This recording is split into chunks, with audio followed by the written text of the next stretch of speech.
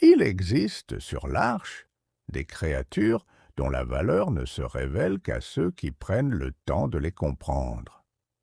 Je suis le professeur Aldrich Falken, et aujourd'hui, nous ouvrons un dossier singulier, le Drakling, une créature légère capable de se poser sur l'épaule d'un survivant, un détail en apparence anodin qui, en réalité, redéfinit complètement son utilisation. Mais avant toute chose, encore faut-il réussir à l'approcher. Le Drakling est attiré par le feu. Une simple torche suffit, mais il exige une condition, être à pied. À la moindre monture, il disparaît. Alors, il s'approche et finit par se poser sur votre épaule. À partir de cet instant, il vous met à l'épreuve. Récolter, fabriquer ou combattre. Chaque action remplit progressivement son intérêt. Puis vient l'exigence. Le Drakling attend une offrande précise, des croquettes ou de la viande adaptée à sa demande, placée dans le dernier emplacement de votre barre rapide. Une erreur ralentit le processus. Une réponse correcte l'accélère. Et le cycle recommence jusqu'à ce qu'il vous accepte. Le Drakling ne se dompte pas. Il sélectionne. Et ceux qui l'acceptent obtiennent bien plus qu'un simple compagnon.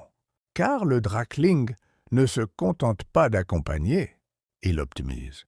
Lorsqu'il est porté, il réduit son propre poids. Il améliore votre mobilité. Il ralentit la chute, réduit les dégâts et permet d'explorer autrement. Mais sa véritable valeur réside ailleurs, dans sa capacité à manipuler l'expérience. Le Drakling est capable d'en stocker une quantité importante, jusqu'à 30 000 unités. Cette expérience est conservée, accumulée, puis transférée à une autre créature, permettant de rendre immédiatement opérationnel un dinosaure fraîchement apprivoisé. Mais ce transfert produit également une clé de trésor. Ces clés permettent de localiser des coffres cachés à travers l'arche, et leur importance est considérable, car les ressources qu'ils contiennent peuvent accélérer toute une progression. Équipements avancés, plans rares, objets essentiels. Tout au long de l'aventure, ils représentent un avantage constant. Le Drakling ne vous fait pas gagner plus. Il vous fait perdre moins de temps. Mais ce qui le rend réellement exceptionnel, ce sont ses variantes. Le Drakling du printemps améliore la régénération et réduit la fatigue. Mais ce qui le distingue réellement, c'est que cet effet ne s'applique pas uniquement à vous. Il s'étend à votre monture. Et à partir de cet instant, ce n'est plus un simple bonus. C'est un avantage majeur. En combat, votre créature récupère constamment. Elle tient plus longtemps. Elle encaisse davantage. Les affrontements s'étirent. Et là où d'autres s'épuisent, vous continuez. Encore et encore. Ce qui devait être un combat risqué devient un combat contrôlé. Ce qui devait être une limite disparaît. Pour cette raison, le Drakling du printemps n'est pas simplement utile. Il est indispensable, particulièrement pour tout survivant qui dépend de ces créatures en combat.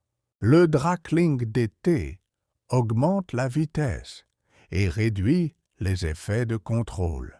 Le Drakling d'automne améliore les dégâts et la récolte, et celui d'hiver renforce la résistance et la survie en conditions extrêmes. Dans leur biome d'origine, ils deviennent encore plus efficaces, améliorant l'expérience et la qualité du butin. Un avantage qui persiste même après l'avoir quitté. Le Drakling ne combat pas, Mais à travers vous, à travers votre monture et à travers votre progression, il change votre manière de jouer. Sur l'arche, les créatures les plus précieuses ne sont pas toujours celles que l'on envoie au combat, mais celles que l'on garde à ses côtés. Ici le professeur Aldrich Falken, et ceci n'était qu'un dossier de plus dans les archives de l'Arche.